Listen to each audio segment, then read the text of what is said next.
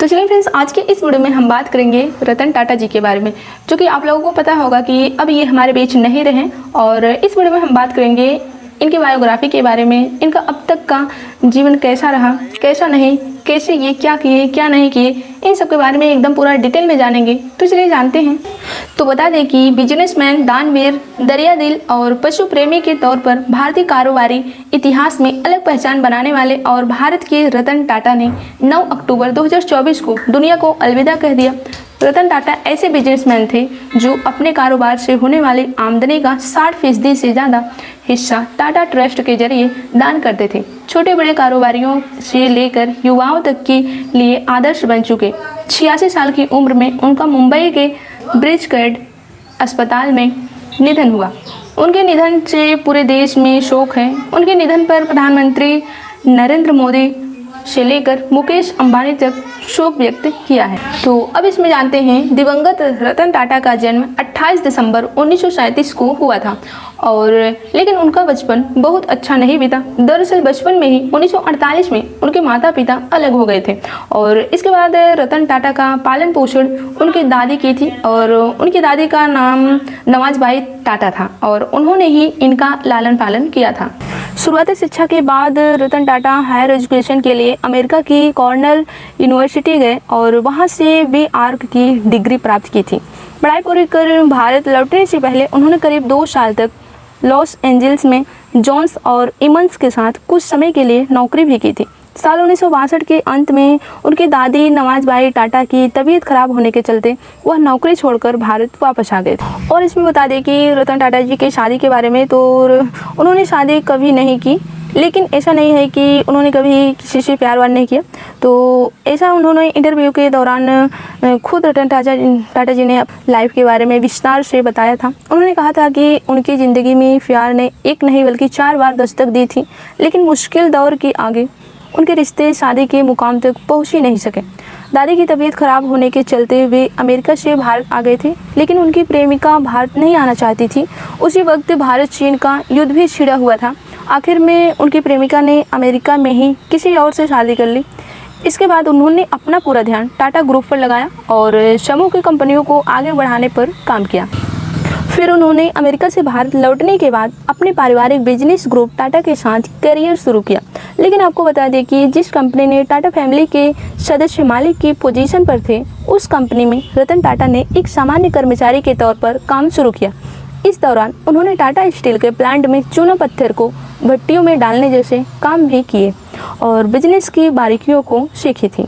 Tata steel में काम करने के बाद साल 1991 में उन्होंने टाटा ग्रुप की कमान थामी और फिर शुरू हो गया टाटा की कंपनियों के बुलंदियों पर पहुंचने का सिलसिला।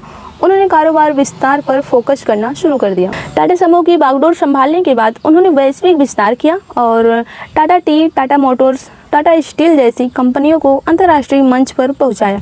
आज इन कंपनियों का कारोबार बहुत बड़ा हो चुका है और ये कंपनियां लाखों लोगों को रोजगार मुहैया करा रही हैं। फिर इसमें क्या हुआ कि जब टाटा ग्रुप में जीआईडी का उत्तराधिकारी चुनने की बारी आई, तो उस समय रतन टाटा सबसे योग्य व्यक्ति थे जब उनकी जगह ले सकते थे और समूह की कमान संभालने के बाद उन्होंने इसे साबित भी किया। जीआरडी टाटा के कदम से कदम मिलाकर चलते हुए उन्होंने टाटा ग्रुप के कारोबार के विस्तार से जुड़े कई अहम फैसले लिए।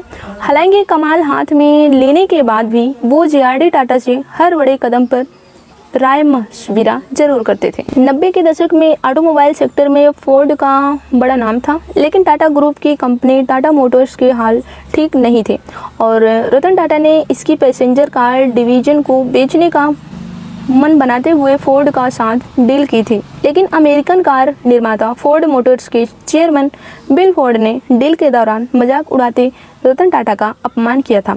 इसके बाद उन्होंने बिक्री का प्लान कैंसिल किया और टाटा मोटर्स को आगे बढ़ाने पर फोकस किया। महज 9 साल में बाजी पलटी और फोर्ड के 2 लोकप्रिय ब्रांड जैगुआर और लैंड रोवर को खरीदकर बिल फोर्ड को झुकने पर मजबूर कर दिया। फिर इसमें क्या हुआ कि रतन टाटा के नेतृत्व में टाटा ग्रुप का कारोबार तेजी से आगे बढ़ा और देश ही नहीं दुनिया भर में टाटा का डंका बजा। अपनी मेहनत और काबिलियत के दम पर विशाल साम्राज्य खड़ा करने वाले रतन टाटा को भारत सरकार की ओर से बड़े सम्मान मिले।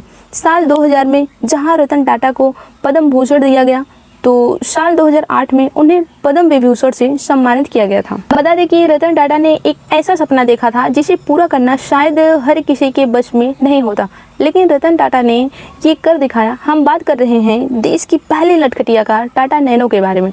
भारत के आम आदमी को 1 लाख में कार खरीदने का मौका रतन टाटा ने ही दिया था। उन्होंने बाजार में 2008 में टाटा नैनो उतारी। हालांकि यह कार उनकी उम्मीदों के अनुसार बाजार में धमाल नहीं मचा पाई। और इसमें बता दें कि रतन टाटा जीवन भर में अकेले रहे और उन्होंने शादी नहीं की, लेकिन अकेलेपन का दर्द उन्हें हमेशा होता था। साल 2022 में बुजुर्गों की सेवा के लिए एक स्टार्टअप गुड फेलोज में इन्वेस्टमेंट का ऐलान करते हुए उनका ये दर्द दुनिया के सामने आया था। उन्होंने कहा था कि आप नहीं जानते हैं कि अकेलेपन रहना कैसा होता है।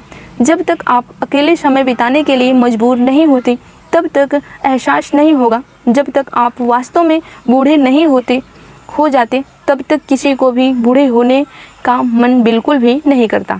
और इसमें बता दें कि रतन टाटा जी ने कारों के बहुत शौकीन थे। रतन टाटा ने का सिर्फ अपनी ऑटोमोबाइल कंपनी टाटा मोटर्स पर ही विशेष फोकस नहीं था, बल्कि वे लग्जरी कारों की सवारी करने के भी शौकीन थे।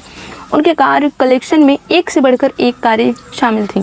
रतन टाटा की पहचान जहां देश के एक बड़े बिजनेसमैन के रूप में होती थी, तो उसके सादा स्वभाव की भी चर्चा होती थी। उन्होंने कभी दिखावे पर भरोसा नहीं किया और पूरी ज़िंदगी सादगी भरा जीवन जिया।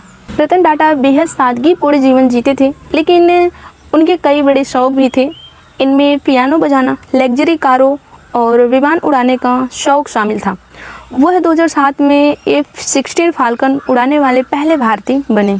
इसमें बता दें कि भारतीय उद्योगपति रतन टाटा को देश में ही नहीं बल्कि विदेशों में भी सम्मानित किया गया था। जहां एक और उन्हें ऑस्ट्रेलिया के सर्वोच्च नागरिक सम्मान ऑर्डर ऑफ ऑस्ट्रेलिया से सम्मानित किया गया था, तो वहीं फ्रांस से भी उन्हें सर्वोच्च सम्मान से भी सम्मानित किया गया था।